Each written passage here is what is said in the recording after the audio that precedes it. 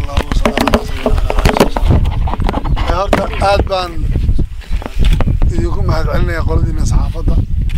waan fiicanahay waxaan joognaa Kismaayo maanta waxa ka dhacay magaalada shir weyn oo furitaankii ama daa ka fur waxa la yiraahdo shir weynihii maamul samaynta gobolada Jubbooyinka shirkaas oo in badan la sugayay haddana ma uusan ahayn shirku ma aha inuu boqolkiiba boqol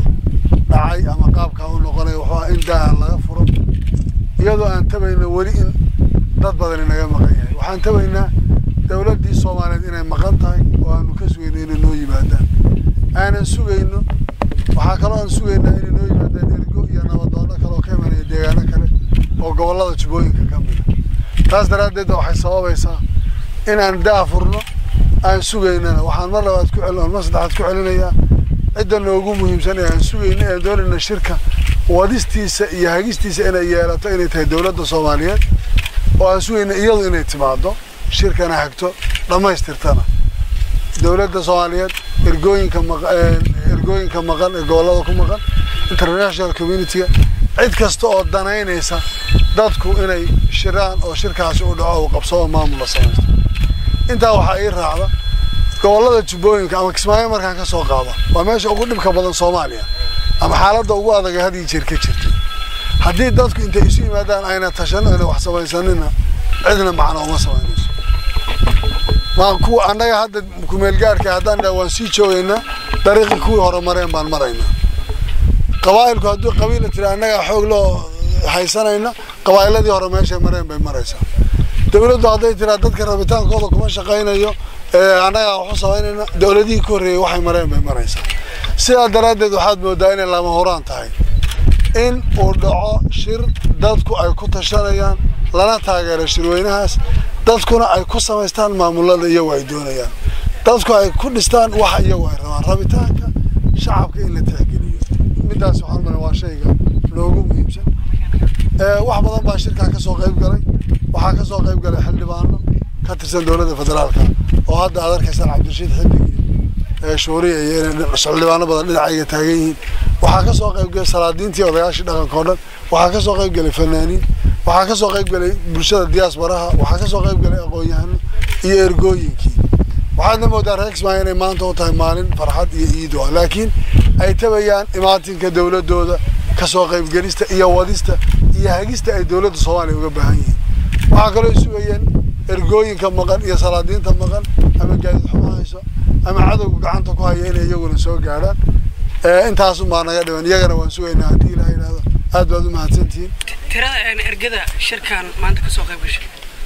tirada ergada guud ahaan loogu talagalay waxay ahaayeen 500 marka laga reebo korjoogtada kale iman karta laakiin maanta furitaanka dadka ilaa dad 700 gaaraya way joogeen wali ergooyinkii si rasmi ah qaarkood ma ayna qaybsamin lamana keenno qaar baa wali gado oo kaliya maqan taa marka lama oran karayo waan sugeynaa marka shirkan muhiimadiisu waxay tahay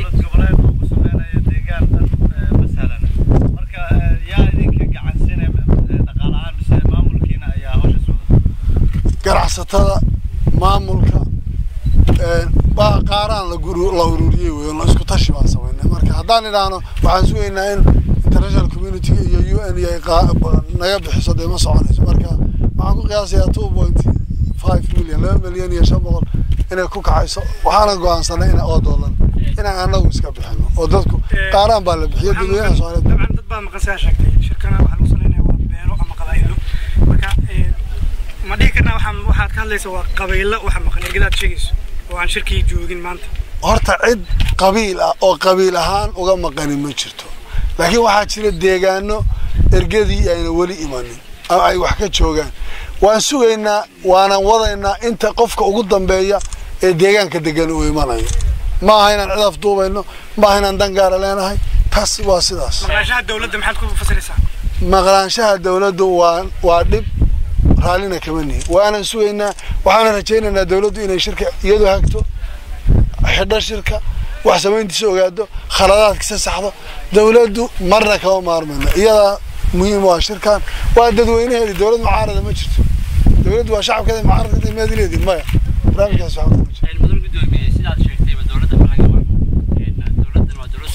soomaaliyeed oo milgaar ay ku gudubtay sidaan ognahay 26 ka casuumada ay fidiyeen maxaa diin casuumadaas muqdisho tagtaan waan tagaynaa dawladda lafteeda casuumadaan u fidinay kuwa u dameeyo aan u fidnay intaas oo ergaan u diray anagu shakhsiyan waan tagayaa xamal dawladdana waan u tagayaa waxaan rajaynayaa annaga wada soconay inaan soo raacno shirkan muddo inta la ugu talagashay inuu socdo ma dheeraanaya laakiin waxaan jiidaynaa inta dawladda iyo dadka kaliya kulli noo imanaya marka gabagabada waxaa ka dhalanaya maamul Soomaa maamul ay dadku leeyihiin adiga diyaar ma u tahay inaad noqoto mid kamid ah musharaxiinta maamulkaas u tartamay inuu madaxweyne ka noqdo waan sharaxnay laakiin haddii la iga raayo xalaal calig banaan baan maraya war soo dagaalamay meli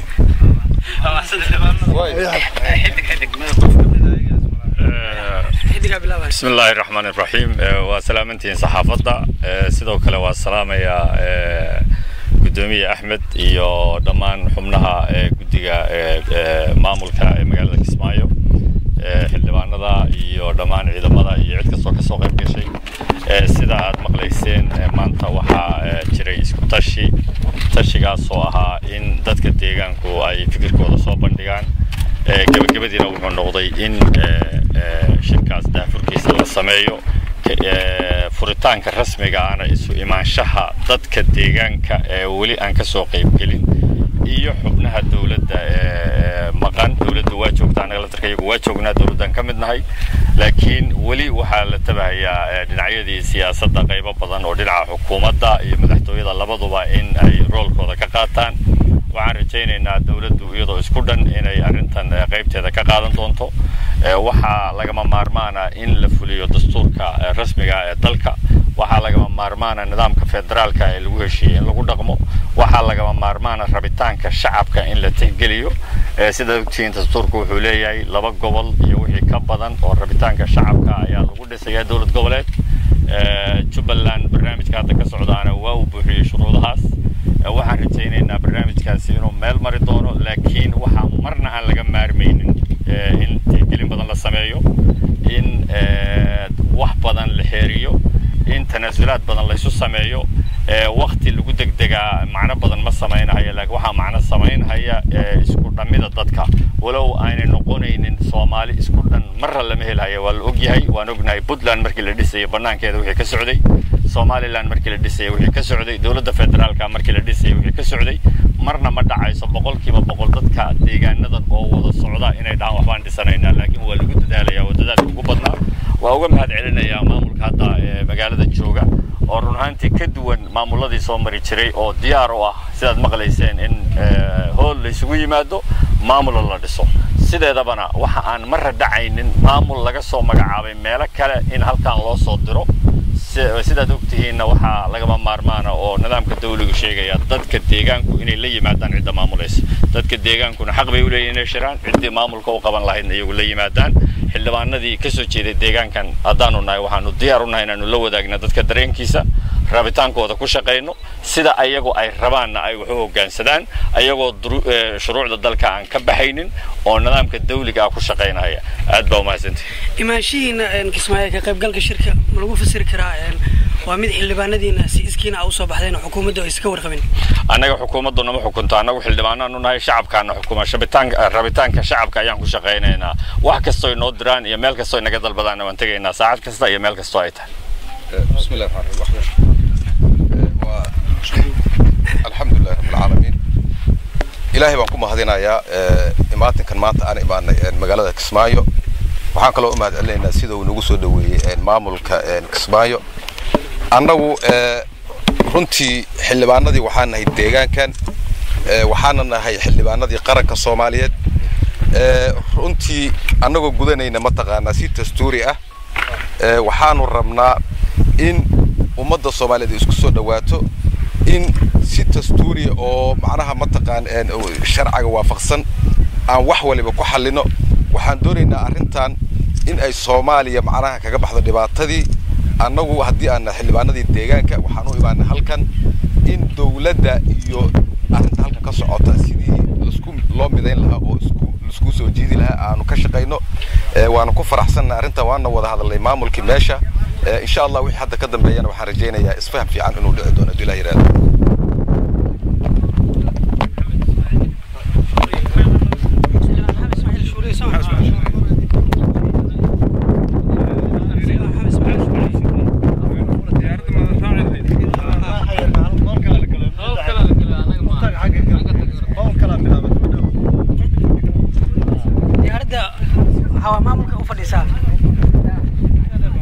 ديارد ماملكم فريسة انت ماملكم شغالين ومدينة يا مقع مناقض كتب ولا مقع كتب خلوها حوش شو فريسة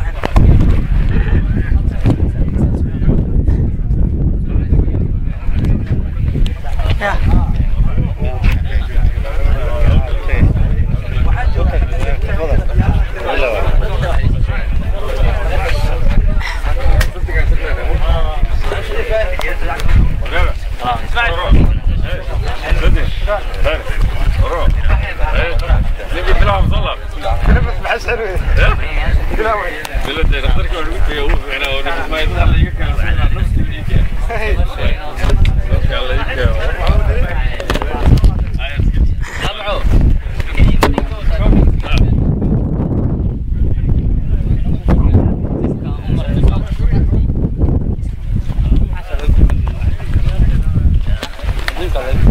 حاجات هنا